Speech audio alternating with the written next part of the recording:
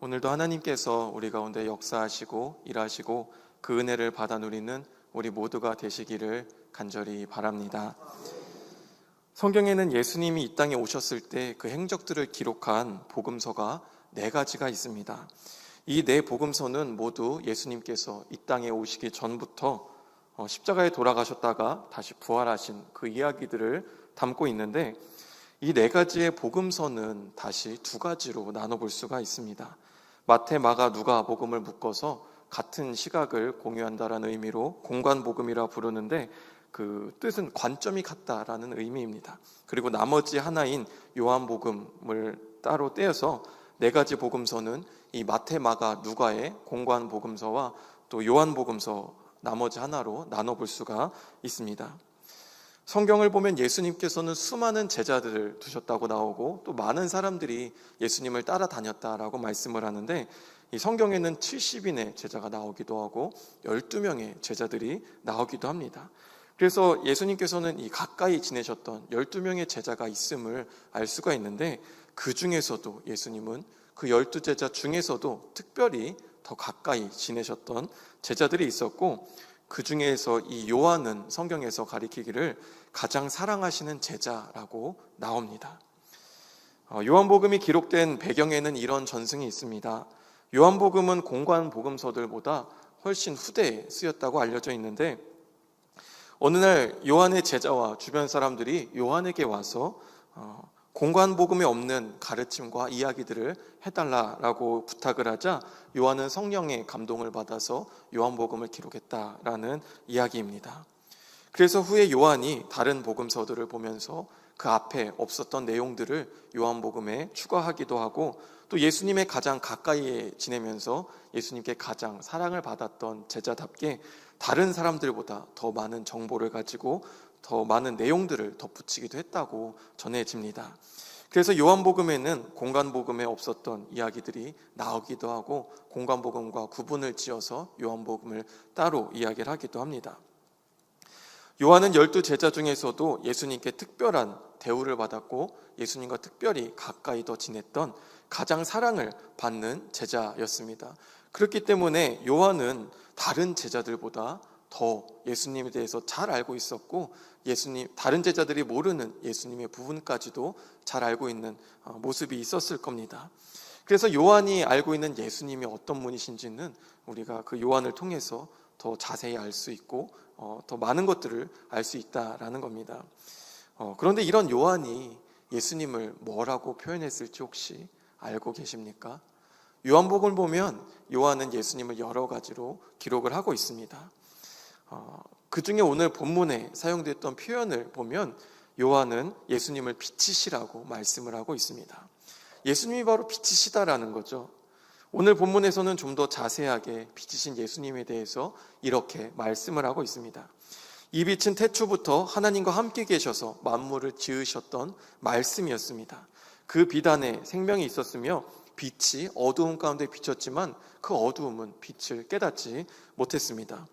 참빛 곧 세상에 와서 각 사람에게 비추는 빛이 있었으나 세상은 그를 알지도 못했고 자기 백성들이 그를 영접하지도 않았습니다. 그러나 영접하는 자 곧 그 이름을 믿는 자들에게는 하나님의 자녀가 되는 권세를 주셨으며 그들은 하나님께로부터 난 자들이었고 빛인 그 말씀이 육신이 되어서 우리 안에 거하시게 되었는데 그 영광을 보니 아버지의 독생자의 영광이었다. 그리고 그 안에 은혜와 진리가 충만했다라는 것이 이 본문에 있는 내용들의 말씀입니다.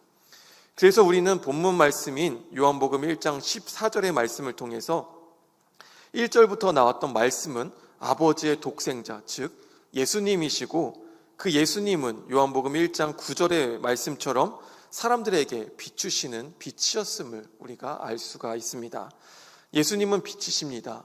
그 빛은 태초부터 하나님과 함께 계셔서 만물을 지으셨던 빛이며 말씀이며 어두움에 비치는 생명의 사람들의 빛이었습니다. 아담과 하와의 범죄 이후로 인간은 타락하여서 이 세상은 어둠 가운데 거하게 되었습니다. 하나님께서 율법을 주시고 선지자들을 통해서 하나님의 말씀을 선포하셨지만 사람들은 하나님께로 돌아오려고 하기보다는 여전히 자신들이 거했던 죄악인 어둠 가운데 갇혀 살아가고 있었습니다. 하나님은 사람들을 너무나도 사랑하셨기 때문에 그대로 사람들이 멸망당하도록 포기하지 않으시고 최후의 가장 확실하고 탁월한 방법으로 독생자이신 예수 그리스도를 이 땅으로 보내주셨습니다. 어둠 가운데 비치는 빛인 예수님은 이 땅에 오셔서 하나님의 나라를 선포하셨고 가난하고 소외된 자들과 함께 하시며 가르치시고 고치셨고 수많은 기적들을 베푸시기도 하셨습니다. 그럼에도 불구하고 사람들은 여전히 예수님을 믿으려고 하지 않고 어둠에 거했으며 결국은 그 예수님을 십자가에 못 박혀 돌아가시게 만들었습니다. 구원자이신 예수님, 생명인 사람들의 빛이 되신 예수님은 모든 사람들의 죄를 대신하여 죽으심으로 요한복음 1장 12절의 말씀처럼 영접하는 자, 곧 그 이름을 믿는 자들에게 하나님의 자녀가 되는 권세를 주셨습니다. 예수님이 십자가에 못 박혀 돌아가신 이후에 사람들의 죄에 대한 모든 문제는 예수님의 보혈로 깨끗하게 해결이 되었고 때문에 예수님을 영접하면 믿기만 하면 누구든지 하나님의 자녀가 되는 권세가 주어졌습니다. 이것은 혈통적으로 이스라엘에게만 국한된 것이 아니라 천시받았던 이방인들이나 여인들이나 아이들이나 상관없이 누구든지 예수님을 믿는 자들은 구원받는 하나님의 자녀가 되어 하나님의 백성이 되어 하나님의 나라에 들어갈 수 있게 되었습니다. 이런 빛이 육신이 되어 우리 중에 거했으며 그 영광을 보니 하나님의 독생자의 영광이었고 은혜와 진리가 충만했다. 이것이 바로 오늘 본문에서 요한이 우리에게 예수님에 대해서 표현을 하고 있는 말씀들입니다. 요한은 예수님을 무엇이라고 표현합니까? 요한은 예수님을 빛이라고 말씀을 합니다. 왜 요한은 예수님을 빛이라고 표현을 하고 있을까요? 가장 예수님을 잘 알던 제자인 요한, 예수님을 가장 가까이에서 가장 사랑하시는 제자라고 칭함을 받았던 요한, 왜 그 요한은 여러 가지 중에서도 하필 그 예수님을 빛이라고 비유를 하고 있을까요? 우리가 빛이 어떠한가에 대해서 생각을 해본다면 요한이 예수님을 빛이라고 표현을 했는지에 대해서도 알 수가 있습니다. 빛은 어떤 특징을 가지고 있습니까? 이 빛은 환하게 밝혀준다라는 특징을 가지고 있습니다. 그래서 빛은 어두운 곳을 밝혀서 볼 수 있게 해주고 깨닫게 해줍니다.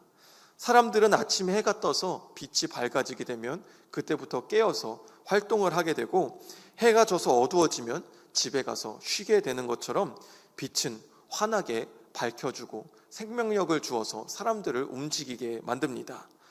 이러한 빛과 대조되는 것이 있습니다. 어둠입니다. 빛이 어두운 곳을 밝혀 볼 수 있게 해주고 생명력이 있게 만들어서 활동을 하도록 만들어준다고 한다면 어둠은 아무것도 보지 못하게 만들고 아무것도 알 수 없게 만들고 할 수도 없게 만드는 것이 바로 어둠입니다. 그런데 여러분, 사실 어둠이라는 것이 실제로는 존재하지 않는다라는 것을 알고 계십니까? 이해를 돕기 위해서 제가 열이라는 것으로 예를 한번 들어보겠습니다. 세상에 따뜻한 열기는 존재하지만 차가운 냉기라는 알맹이는 사실은 존재하지가 않습니다.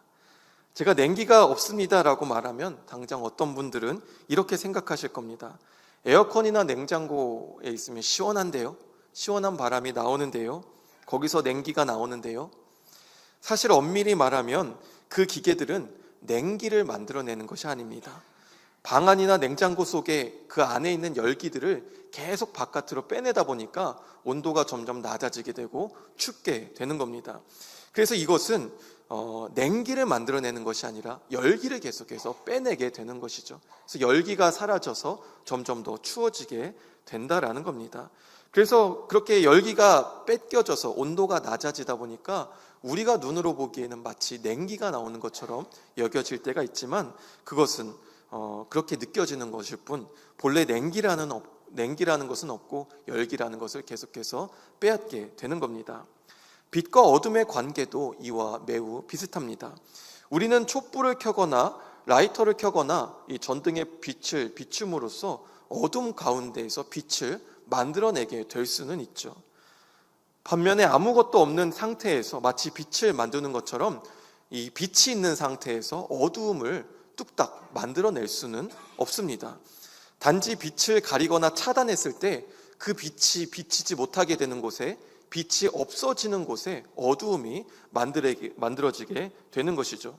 이것을 조금 어려운 말로 말한다면 빛의 최소 단위인 광자라는 것은 있지만 어두움을 구성하는 최소 단위의 물질은 없습니다. 그래서 그저 광자가 있는 곳은 빛이 환하게 밝혀지지만 이 광자가 없는 곳이 어둡게 되어서, 쉽게 말해서 이 빛이 없는 곳이 어둡게 된다라는 것입니다. 물론 현대 과학에서는 빛과 빛을 정밀하게 부딪혀서 이 빛을 지워버리는 방법으로 이 빛이 있는 가운데 어두움을 만들 수도 있다라고 말을 합니다. 그런데 사실 이것도 따져보면 본질적으로는 빛을 사라지게 만들므로써 어두움을 만들어내는 것으로, 실제로는 어둠이라는 것이 존재하는 것이 아닙니다. 단지 빛이 상쇄되어서 없어지게 될 때, 빛이 존재하지 않게 될 때, 빛이 비치지 못하게 될 때 그곳이 바로 어둠이 나타나게 된다라는 겁니다. 그래서 어둠이라는 것은 스스로 존재하게 되는 무엇인가가 아닙니다. 빛이 사라지게 되거나 빛이 닿지 못하게 될 때 나타나는 것이 바로 어둠입니다. 빛의 빈자리라고 표현을 할 수가 있게 되죠. 다시 말해서 어둠이라는 것은 빛이 미치지 못하는 곳, 빛이 차단되는 곳에 나타나는 현상이 바로 어둠입니다. 요한복음 3장에서는 빛과 어둠을 대조하여서 빛은 예수 그리스도지만 어둠은 악이라고 표현을 합니다. 그래서 예수님께서 빛으로 이 땅에 오셨지만 사람들이 빛이신 예수님께로 나오지 않고 여전히 어둠에 거하는데 그 이유가 그들의 죄악 때문이다라고 말씀을 합니다. 또한 만약 사람들이 진리를 따르게 되면 빛으로 오게 된다라고도 말씀을 합니다. 그래서 빛에 거하는 것은 예수님을 믿고 하나님의 백성이 되는 것이지만 어둠에 거하는 것은 하나님을 떠나 죄악 중에 거하는 것이라고 말씀을 합니다. 교회 다니지 않는 사람들과 대화를 하다 보면 교회 다니지 않는 사람들이 이런 이야기들을 할 때가 있습니다. 나는 예수님을 믿진 않지만 그렇다 그래서 내가 특별히 나쁜 짓을 하고 있는 건 아니야. 그렇기 때문에 난 특별한 죄가 없기 때문에 나는 지옥에 안 가고 나는 구원받아서 좋은 곳에 가게 될 거야. 예수님을 믿지 않아도 괜찮아 라고 말하는 사람들이 있습니다. 그런데 빛에 거하지 않고 예수님을 믿지 않는 것이 왜 죄가 되고 왜 위험한 일이 될까요? 그 이유는 빛을 따르지 않는다라고 해서 빛에 거하지 않고 동시에 어둠에도 거하지 않고 그 중간에 있는 것이 아니라 빛을 따르지 않는다라는 것은 결국 어둠에 거한다라는 말이 되기 때문입니다.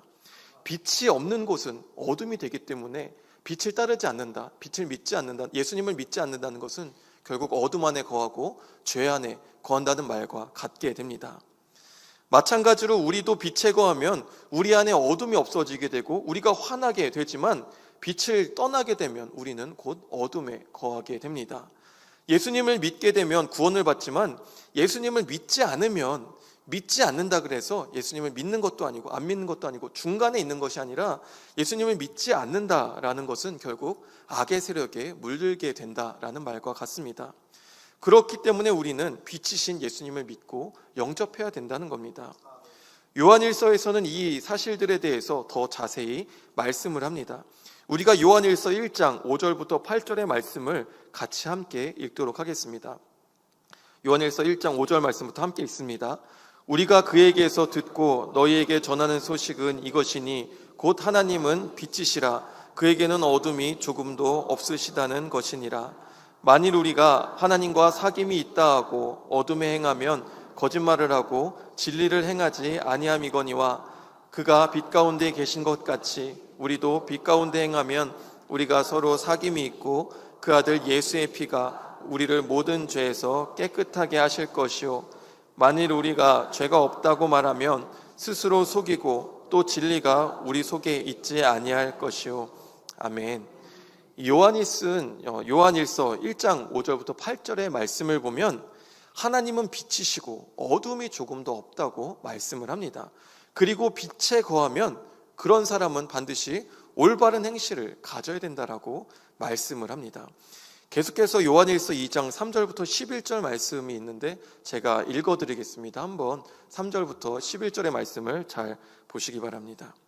우리가 그의 계명을 지키면 이로써 우리가 그를 아는 줄로 알 것이요 그를 아노라 하고 그의 계명을 지키지 아니하는 자는 거짓말하는 자요 진리가 그 속에 있지 아니하되 누구든지 그의 말씀을 지키는 자는 하나님의 사랑이 참으로 그 속에서 온전하게 되었나니 이로써 우리가 그의 안에 있는 줄 아노라. 그의 안에 산다고 하는 자는 그가 행하시는 대로 자기도 행할지니라. 사랑하는 자들아, 내가 새 계명을 너희에게 쓰는 것이 아니라 너희가 처음부터 가진 옛 계명이니 이 옛 계명은 너희가 들은 바 말씀이거니와 다시 내가 너희에게 새 계명을 쓰노니 그에게와 너희에게도 참된 것이라. 이는 어둠이 지나가고 참빛이 벌써 비침이니라.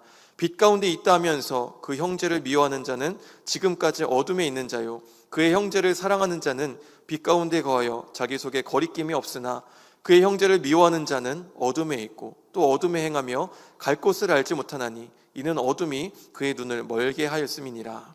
아멘. 요한일서 2장 3절에서 11절의 말씀을 보면 빛에 거하는 자는 예수님의 말씀을 지켜야 하며 그럴 때 하나님의 사랑으로 온전하게 된다고 말씀을 합니다. 그래서 예수님 안에 산다고 하는 자는 예수님이 행하시는 대로 그 자신도 행해야 된다라고 말씀을 합니다. 빛 가운데 있으면서 형제를 미워하면 안 되고 어둠에 있는 자는 눈이 멀어 갈 곳을 알지 못하며 형제를 미워하게 된다라고 말씀을 합니다. 이 요한일서 1장과 2장 우리가 함께 나누었던 이 말씀을 통해 오늘 본문에 나오는 요한복음 1장 12절의 말씀에 대해서 다시 한번 생각을 해볼 수가 있습니다. 요한복음 1장 12절에서 무엇이라고 말씀합니까? 영접하는 자, 곧 그 이름을 믿는 자들에게는 하나님의 자녀가 되는 권세를 주셨다고 말씀을 합니다. 그런데 예수님을 영접하는 것, 그 이름을 믿는다라는 것이 무엇인지가 우리가 깊이 생각을 해봐야 된다라는 겁니다. 요한일서 2장 3절에서 6절에서는 그것, 예수님을 믿고 영접한다는 것을 이렇게 다시 말씀을 합니다. 우리 함께 읽겠습니다. 시작. 우리가 그의 계명을 지키면 이로써 우리가 그를 아는 줄로 알 것이요 그를 아노라 하고 그의 계명을 지키지 아니하는 자는 거짓말하는 자요 진리가 그 속에 있지 아니하되 누구든지 그의 말씀을 지키는 자는 하나님의 사랑이 참으로 그 속에서 온전하게 되었나니 이로써 우리가 그의 안에 있는 줄을 아노라. 그의 안에 산다고 하는 자는 그가 행하시는 대로 자기도 행할지니라. 아멘. 즉 여기서 말씀하는 것처럼 예수님을 믿고 영접하는 사람이라는 말은 계명을 지키고 예수님이 행하시는 대로 우리 또한 살아가는 사람입니다. 또한 어둠이 아닌 빛에 거하는 것인데 올바른 행실을 가져 거짓말을 하지 않고 진리로 행하는 사람이라고 말씀을 합니다. 그리고 그것이 바로 형제를 사랑하는 것이다 라고 말씀을 합니다. 예수님을 믿는다는 것은 결국 예수님처럼 살고 예수님처럼 형제를 사랑하는 것이다 라는 말씀입니다. 반대로 말한다면 우리가 예수님처럼 살지 않고 우리 주변에 있는 형제를 사랑하지 않는다면, 진실되게 행하지 않고 올바른 행실을 갖지 않는다면 그것은 예수님을 믿는 자가 아니고 예수님을 영접하는 자가 아니다라는 말씀입니다. 그래서 우리가 예수님을 믿는 사람이라면 반드시 예수님의 말씀대로 살고 예수님이 행하시는 대로 살아야 합니다. 여러분들은 예수님의 말씀을 지키시고 예수님의 모습으로 살고 계십니까? 우리는 입술로만 예수님을 믿는다라고 해서는 안 되고 우리는 삶을 통해서 예수님을 믿는 것을 드러내야만 합니다. 예수님을 믿는다고 하면서도 예수님의 말씀을 따르지 않고 예수님의 모습대로 살아가지 않는다면 그것은 참되게 예수님을 믿고 영접한 것이 아닙니다. 물론 우리가 예수님처럼 살아간다는 것이 쉬운 일은 아니죠. 우리는 여전히 죄가 많고 악한, 연약한 인간이기 때문입니다. 예수님의 보혈로 인해 우리는 거듭났지만 여전히 우리 안에는 죄의 습관들이 남아서 계속해서 우리를 죄 가운데로 유혹하고 있습니다. 그래서 우리는 종종 죄에 빠지기도 하고 실수를 저지를 때도 있습니다. 그런데 우리 하나님은 우리가 잘못하고 실수했다고 해서 바로 우리를 내쳐버리시고 징계하시는 그런 하나님은 아니십니다. 성경의 여러 선지서들을 살펴보면 이방 민족들의 멸망과 죄로 인해 하나님을 떠난 이스라엘 백성들에게 여러 번 거듭해서 심판을 예언하시는 말씀들이 반복해서 나옵니다. 여러 번 반복해서 심판을 예언해서 말씀하고 있다는 말은 바꿔서 말한다면 이스라엘들이 잘못을 했을 때, 죄를 지었을 때 바로 그 잘못에 대해서 한 번 경고하고 두 번째 바로 징계해서 그들을 진멸시켜버리고 멸망시켜버리려고 하셨던 것이 아니라 한 번 기회를 주고 다시 한 번 선지자를 보내서 또 기회를 주고 또 선지자를 보내서 계속해서 기회를 주었다라는 이야기가 됩니다. 그들이 죄와 잘못을 저지르며 실수는 했지만 실수를 했다고 바로 징계해버리고 내쳐버리는 것이 아니라 거듭 선지자를 보내서 심판을 예언하심으로써 죄에 대해서 그들이 깨닫게 하시고 그 죄로부터 돌이키게 하셔서 하나님께로 돌아오도록 하나님은 계속해서 선지자를 보내서 말씀을 하셨다는 겁니다. 물론 하나님의 때까지 죄에서 그들이 돌이키지 않았기 때문에 결국 이스라엘은 징계를 받고 멸망을 당하게 되었습니다. 하지만 우리가 여기서 알 수 있는 것은 하나님은 계속해서 우리에게 기회를 주시고 기다려 주신다라는 겁니다. 왜 하나님이 바로 징계하지 않으시고 계속해서 선지자를 보내셔서 그들에게 말씀만 하고 계셨을까요? 이스라엘 백성들로 하여금 그들의 죄를 회개하고 하나님께로 돌아오게 되기를 하나님은 기다리고 계셨기 때문입니다. 아마 여러분들도 그런 경험들이 있으실 겁니다. 자녀들이 잘못했을 때 이렇게 말하신 적이 있죠. 너 셋 살 때까지 똑바로 해. 너 다시 돌아와. 이거 똑바로 해놔. 이런 이야기들 하신 적이 있을 겁니다. 그때 어떡합니까? 하나, 둘, 셋 하고 바로 매 들고 달려가십니까? 그렇게 하지 않으시죠. 둘 했는데도 자녀가 움직이지 않을 때 우리가 이렇게 말할 때가 있죠. 둘 반, 둘 반의 반, 반의 반을 계속 하실 때가 있죠. 왜 그렇습니까? 왜 바로 셋 하고 달려가시지 않고 반의 반, 반의 반을 계속해서 말씀하십니까? 그 이유는 우리의 목적이 셋을 하고 그 자녀를 바로 징계해버리고 내쳐버리는데 있지 않기 때문입니다. 우리의 목적은 그 자녀들이 둘 했을 때 빨리 그 죄로부터 돌이켜서 부모의 뜻대로 말대로 돌아오기를 기다리고 있기 때문입니다. 그래서 계속해서 반의 반 기회를 주고 있는 것이죠.